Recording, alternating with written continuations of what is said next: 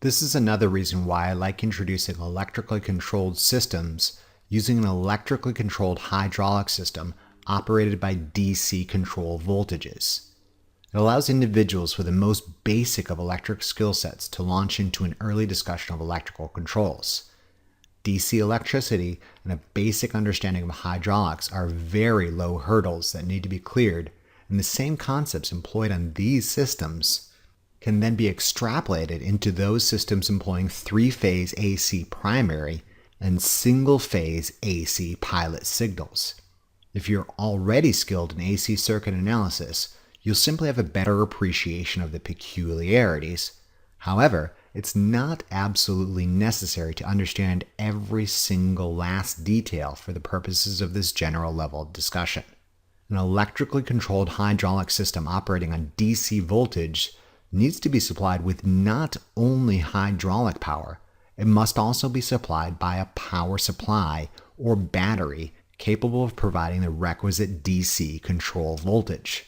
There is a clear and definite distinction between not only pilot and primary function, but also pilot and primary form. For AC systems incorporating motors, the level of control voltage necessary to operate an electrically controlled system ordinarily comes from a control transformer. This device steps down high voltage primary input to a safe and more usable pilot value.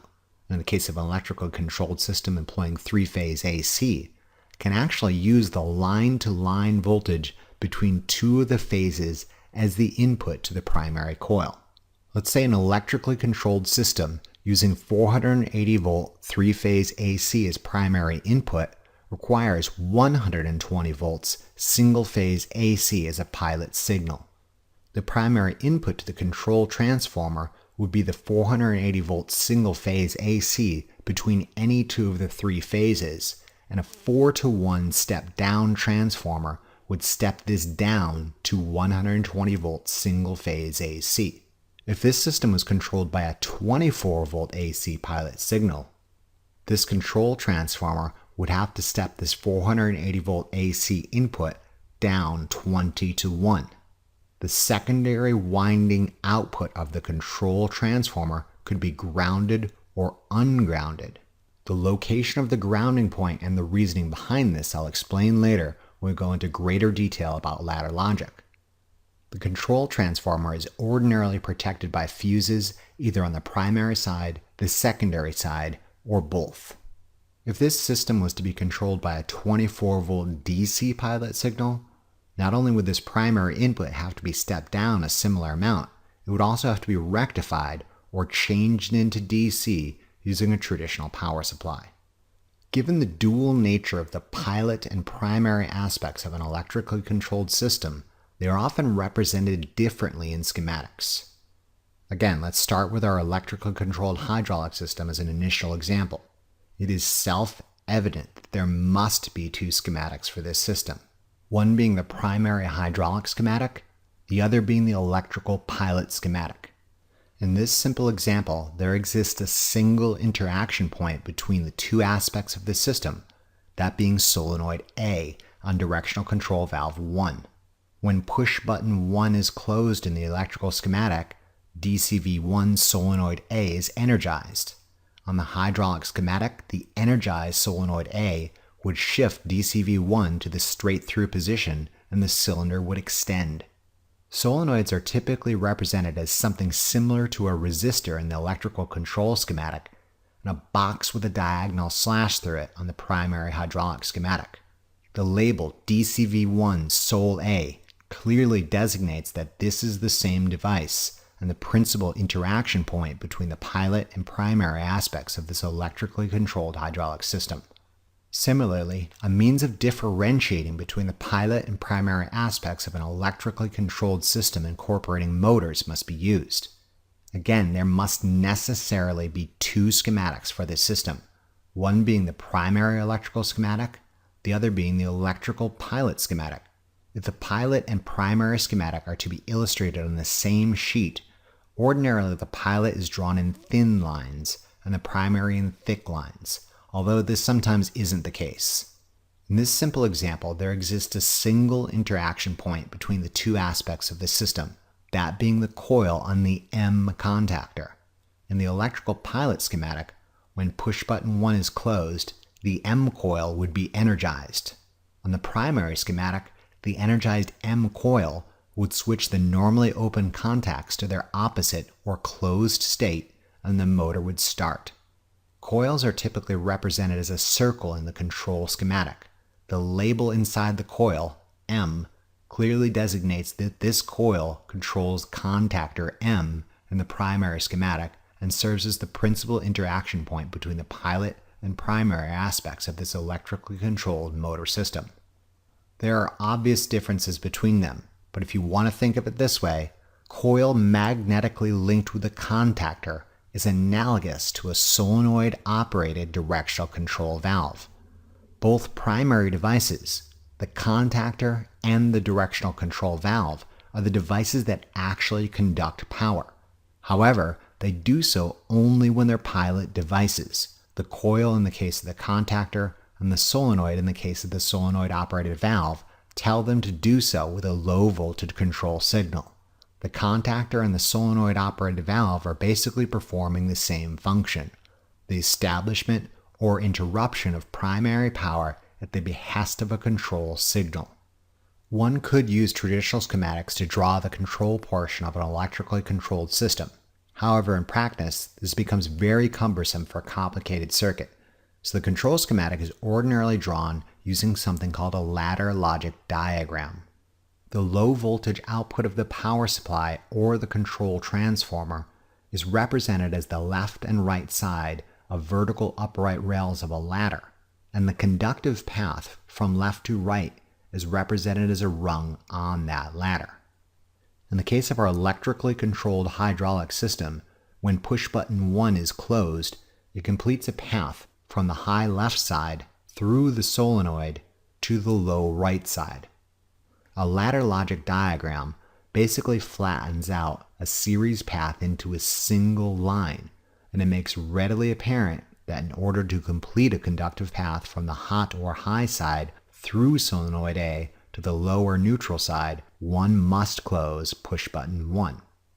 A ladder logic diagram for the electrically controlled motor system is almost identical. Again, the ladder logic diagram flattens out the series path of the traditional schematic into a single line, and it makes readily apparent that in order to complete a conductive path from the hot or high left side through the coil M to the low or neutral side X2, one must close push button 1. Ideally, the power supply and the control transformer establish electrical isolation between the primary and pilot voltages. If one needed to ground the reference output of a control transformer, one customarily does so on the X2 side. This ensures that overcurrent protection devices like fuses and circuit breakers function as intended and ensures that an errant connection to ground does not inadvertently start a hydraulic system or motor. This implies that ladder logic diagrams always use high-side switching arrangements and that input devices like switches are placed between the high side and the electrical load, be it a coil or solenoid, and the low side or grounded upright rail. Switches on the left, loads on the right. The one exception to this rule are the normally closed overload contacts associated with a motor starter, which we'll discuss later. Again, ladder logic is a means of flattening out a traditional electrical schematic into a readable line. The high side is the left-hand vertical upright.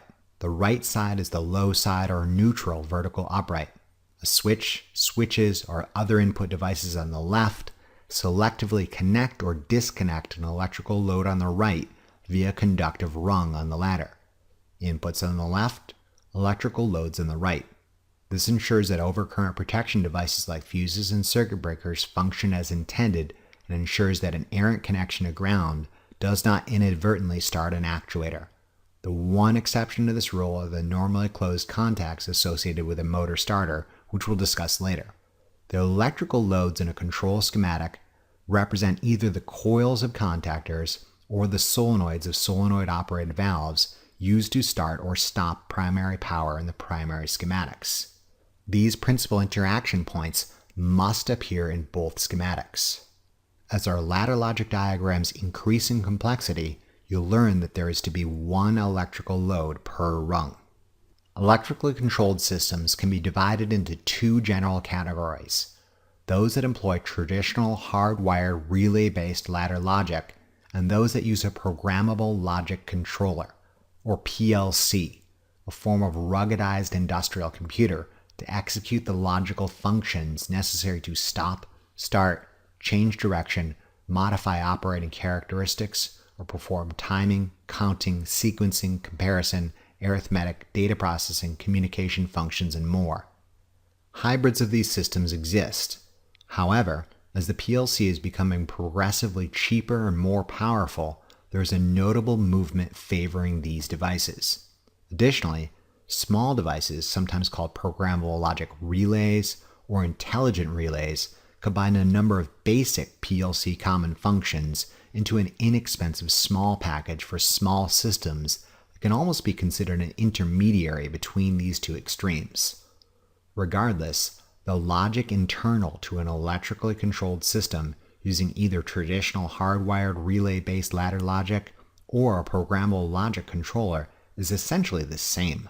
The components that comprise most electrically controlled systems can be divided between devices that deliver inputs to the system, the devices that get issued outputs by the system, and the devices or program instructions internal to the system.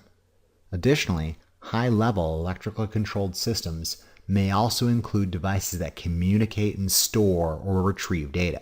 For this introductory discussion, let's stick to the basics: output, input, and internal connections. We've already spent some time discussing two basic output devices: the coil of a contactor and the solenoid of a solenoid-operated directional control valve. A contactor turns on or off an electrical motor at the request of a low-voltage control signal. A solenoid-operated directional control valve shifts a fluid power valve when told to do so by a low-voltage control signal. These type of output devices form the principal point of interaction between the pilot and primary aspects of an electrically controlled system, and their function is to tell the primary device when to establish or interrupt service. Other output devices exist, such as pilot lights, displays, alarms, or buzzers, which can be considered forms of indicators that simply tell human operators what condition the system is in. Indicators typically only interact with the control level voltage. However, this isn't always the case. Outputs can again be thought of as the hands and feet of an electrically controlled system, those parts that perform physical labor or announce status to the outside world. On the input side of an electrically controlled system, these devices can again be thought of as the eyes and ears of a system that acquire data about the outside world. Input devices ordinarily take the form of switches or sensors. Switches are different than sensors, and the primary distinction is that of digital versus analog nature of the two. Switches are discrete and clear in nature and can be in one of two mutually exclusive positions, either closed or open, and never a little bit of both or halfway in between. An operator turns a system on or off. A pressure switch tells the system pressure is above or below a certain set point. A sensor, in contrast to a switch, measures some quantity and produces an electrical output proportional to the magnitude of the quantity being measured. Switches could be considered sensors. However, I'm using the term sensor to suggest a sensor not only detects the presence or absence of a condition, it also measures and quantifies it. Sensors are a type of transducer, which converts physical movement, temperature, pressure, or other measurable quantity into an electrical signal. A pressure sensor, for example, measures pressure inside an enclosed vessel and outputs an analog voltage or current value that can perhaps be later digitized with appropriate resolution for later processing or storage. Sensory input can also be used by an electrically controlled system to make decisions about when to activate an output and with how much force or speed. The continuously changing nature of an analog signal output of a sensor implies that an electrically controlled system making use of high-resolution data is slightly more complicated than one employing simple on and off digital signals of switches, but when you get right down to it, they're both inputs to an electrically controlled system that makes decisions about the state of respective inputs and issues appropriate outputs.